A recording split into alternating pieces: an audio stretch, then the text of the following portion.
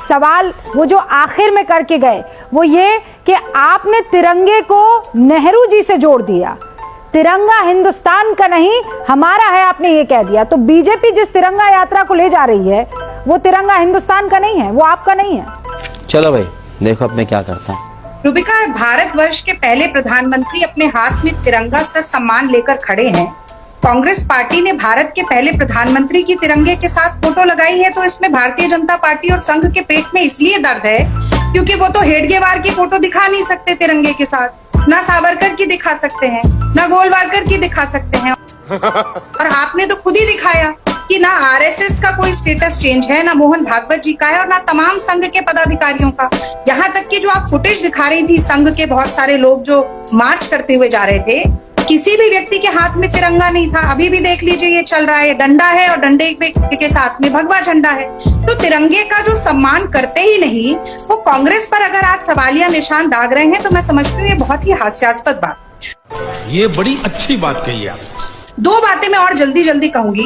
एक तो राकेश सिन्हा जी ने कहा कि हम कोई भ्रम फैलाने की कोशिश नहीं कर रहे हैं, तो मधु लिमे कहते थे कि आरएसएस का फुल फॉर्म ही र्यूमर स्प्रेडिंग सोसाइटी है, और वो आज भ्रम फैला के आपके चैनल पर ही गए। आप याद कीजिएगा, कुछ समय पहले की बात है, मोहन भागवत जी का ब्लू टिक गायब हो गया था ट्विटर हैंडल से।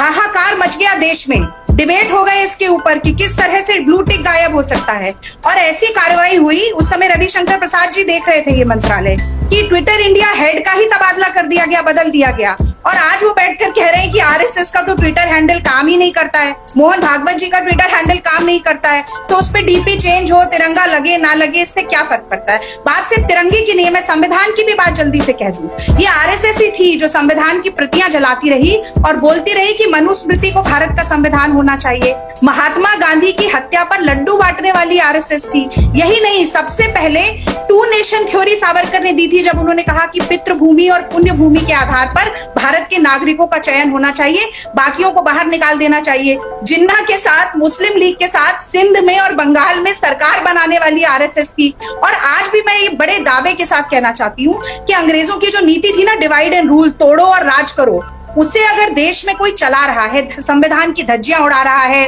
कौमी एकता की बात हो, भाईचारे की बात हो, जो हम गंगा जमनी तहजीब की बात करते हैं, उसको खंडित करने का काम कोई कर रहा है तो आरएसएस कर रहा है। सही पकड़े हैं। तो सबसे बड़ा, मैं तो राहुल जी ने देशद्रोही कहा, मैं तो कहती हूँ कि सबसे बड़ा टुकड़े टुकड़े गैंग अगर कोई देश में है, हाँ, तो वो आरएसएस है। नहीं, तो टुकड़े टुकड़े गैंग, उसने कौन से टुकड़े करने की कोशिश की? किसकी जली ना, तेरी भी जली ना। टुकड़े किए उसने? टुकड़े टुकड़े गैंग तो जिसे कहते हैं, उसने हिंदुस्तान को तोड़ने की कोशिश की ना। टुकड़े टुकड़े गैंग वालों पर तो आज चार्जशीट नहीं लगा पाई ये सरकार।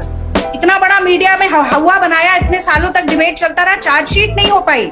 मजा आया।